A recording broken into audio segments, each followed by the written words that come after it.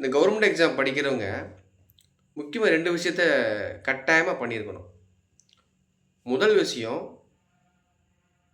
நீங்க எந்த எக்ஸாம் படிக்கிறீங்களோ, நீங்க டிஎன்பிஎஸ்சி எக்ஸாம் படிச்சாலும் சரி, இல்ல UPSC exam, SSC exam, banking exam, police exam எந்த எக்ஸாம் படிச்சாலும், அதோடைய சிலபஸ மனப்பாடம் பண்ணிறணும்.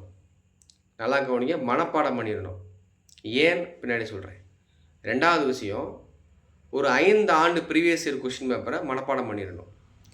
இப்ப ப்ரீவியஸ் இயர் கொஸ்டின் பேப்பரையும், சிலபஸ்லயும் மனப்பாடம் பண்ணியிருப்பீங்க. இப்ப நீங்க எக்ஸாம் படிச்சுட்டு இருக்கீங்க. படிச்சுட்டு இருக்கும்போது, இப்போ ஒரு எடுத்துக்காட்டு ஒரு டாபிக் பார்க்கலாம். முகலாயர்கள்ன்ற பாடத்த நீங்க படிச்சுட்டு இருக்கீங்க. இப்போ முகலாயர்கள் வந்து சிலபஸ்ல இருக்கா இல்லையான்னு சொல்லி நீங்க சிலபஸ் மனப்பாடம் பண்ணியிருப்பீங்க. அப்ப இருக்குன்னு தெரிஞ்சுக்கலாம்.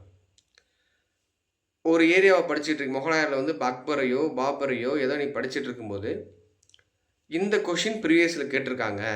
ஸோ இத்தனாவது வருஷம் இத்தனாவது கொஸ்டின கேட்டிருக்காங்க அப்படின்னு உங்களுக்கு தெரிய வரும். இப்ப தெரியுதா? ஏன் மனப்பாடம் பண்ண சொல்றேன்னு சொல்லி? அப்ப நம்ம படிக்கும்போது, எந்த ஏரியா இம்பார்ட்டன்ட் குடுத்து படிக்கணும்? எந்த ஏரியா நம்ம ஃபோக்கஸ் பண்ணணும்? அந்த கவர்மெண்ட்ல எந்த ஏரியால அவங்க ஃபோக்கஸ் பண்ணி கொஸ்டின் எடுக்குறாங்கன்றத போக போக உங்களுக்கு புரிய ஆரம்பிச்சுரும். அப்ப நீங்க எல்லா டாபிக் பார்க்கும்போது, இது சிலபஸ்ல இருக்கு, இது சிலபஸ்ல இல்ல. இது ப்ரீவியஸ்ல கேட்டிருக்காங்க, இது கேட்கல. ஓ! இந்த ஏரியா ப்ரீவியஸ்ல கேட்ட கொஸ்டின், இந்த ஏரியா நம்ம ஃபோக்கஸ் பண்ணி படிப்போம்ன்ற தெளிவு வரும்போது, எளிமையா, வேகமாக நீ எக்ஸாம்ல பாஸ் பண்ணலாம். ஒரு குறிப்பிட்ட ஆண்டுகளுக்குள்ள நீ எந்த எக்ஸாம் கிளியர் பண்ணிடலாம். ஸோ இந்த விஷயத்த நீங்க புரிஞ்சுக்கிட்டீங்க அப்படின்னா, வரக்கூடிய தேர்வுகள்ல அதோட எந்த எக்ஸாம் படிக்க போறீங்களோ, அதோட சிலபஸையும் ப்ரீவியஸ் கொஸ்டின் மனப்பாடம் பண்ணி வச்சுக்கங்க.